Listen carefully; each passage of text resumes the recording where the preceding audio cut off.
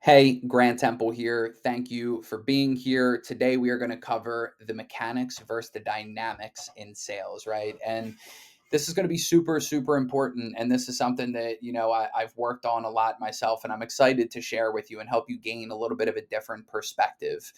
Because these are the sales superpowers that no one really talks about, or it's not talked about enough. And I want to help you understand because this has been really, really helpful for me along the way. And it's kind of a simple concept, but it does have, complexity to it as well.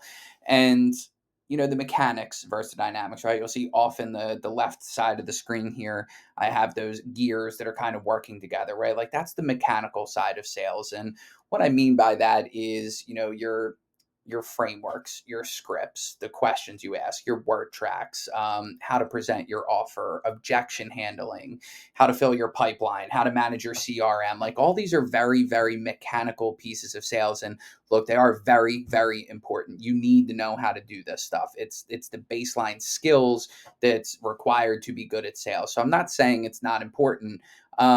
But it's not as important as the dynamics, right?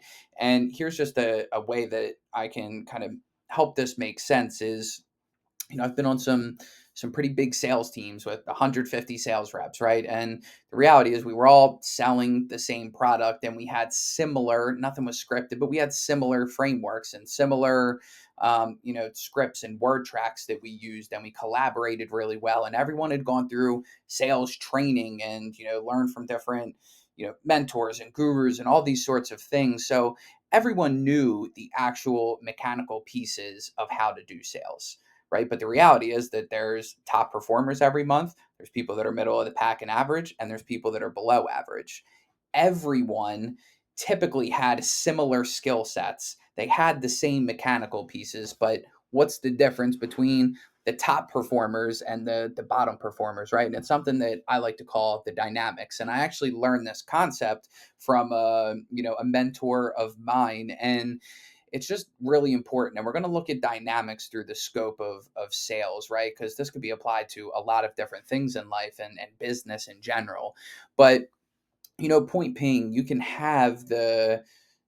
know what to say. You can know how to structure a conversation. You can, work through it and know the objection handle. You can know all these things, but still there's something that needs to be added to that. And it's the dynamics. And that's you. It's the intangibles, the thing that someone can't really put their finger on, but like, I trust this person. I want to buy from them. Right. And there's nuance to this. And there's a couple different layers to it. Right. I mean, first and foremost, it's about truly your energy, the way you are approaching your sales calls, the way you're approaching your business, your life. Like all of these things need to be aligned, right? It's hard to be struggling everywhere else in life and everything be out of whack, but you come on to sales calls and just absolutely crush it for your business, right? Like it's hard to do that. So you want to make sure you're aligned as a person, right?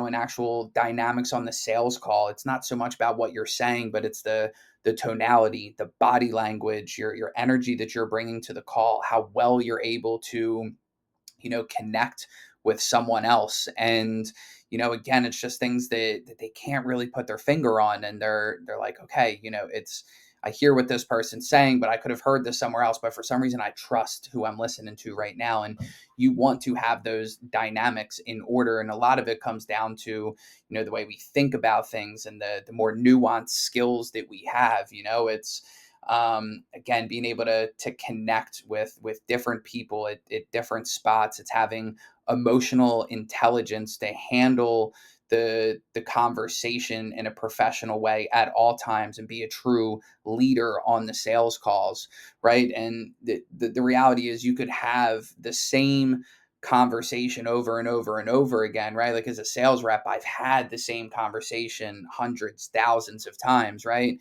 the reality is some months are better than others. And typically when I look back on it, the months that I'm not doing well, it's because something in my dynamics is off. It's not that I know any less about sales or have any less skills than I did the month before or going to have the next month, right?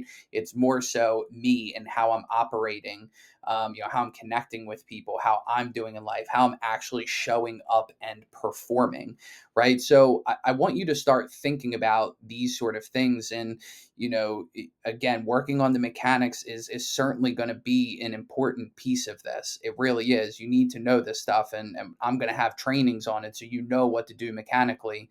But I also want you to really put a heavy focus on getting better at the dynamics, right? And being aligned with what you're offering. For example, being a good customer, right? Or being willing to invest into yourself, the time, the energy, the money that you're going to be asking someone else to invest into you, right? Like if you're not willing to do the things you're asking someone else to do, you're out of alignment, right? Or if you're not able to truly connect with people on calls and make them feel at ease, right? Like another dynamic on a sales call that's a little more tangible, right, is being able to read a person and who they are, their personality traits, and be able to adjust who you need to be in that scenario. And you know letting your ego go and becoming the person that you need to be for that person that's on the call with you. And it's not that you're not you anymore, but it's making slight adjustments. And here's kind of an exaggerated example, right? But the way,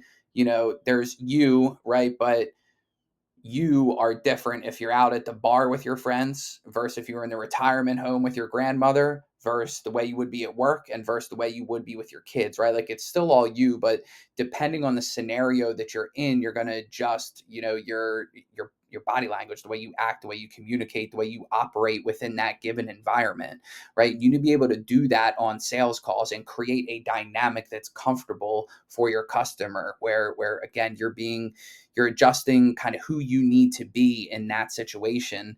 That's a dynamic. Or really just knowing how to show up and perform, right? Like not only being aligned, but just actually showing up and performing. In professional sports, there's plenty of talented athletes out there that have all the gifts in the world and could potentially be the greatest, but they just don't perform, right? Then there's people like Michael Jordan or, Messi or Ronaldo or, Rafael Nadal, like Tiger Woods, all these different sports is there's people that show up and perform, right? And it's because they take care of themselves. They prepare like they're about to go out there and win the championship, right? And that's a dynamic that you need to think about. And I could go on and on with the different examples here, and and I can help you one-on-one with this as well. But what I really want you to start thinking about and practicing is not only the mechanical side of things, but start seeing how you can become more aligned in the dynamics, and just make sure that you're dialing that in, because that's going to be just as important to your sales success and your business success is actually just learning the words to say or learning how to use the CRM correctly or sending the best follow-up text messages. All that stuff is important, but what's going to be more important is the dynamics that you're working with off the calls, on the calls, and how you are kind of generally operating. And if you really dial that in and you're always working on that, that's what's going to allow you to be a top performing sales professional, right? Whether you're a coach and you're selling your own service or you are a sales rep, right? You need to be a top performer in that arena.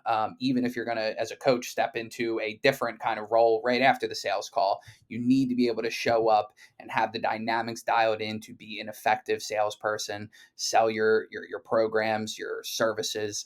And it's just a super important topic, and I hope this gave you a good baseline for what I'm talking about here. If you'd like to work more one-on-one on these sorts of things, I can help you individually with that. So that's what we're going to talk about. We're going to wrap up with, I should say, for today, is the mechanics versus the dynamics. Both are very important. I would argue the dynamics are a bit more important. Start making a conscious effort to work on those and watch how much better your sales calls feel. Again, if you want to book a one-on-one call and go over this sort of stuff, don't hesitate to do it. I'm happy to help. All right, bye.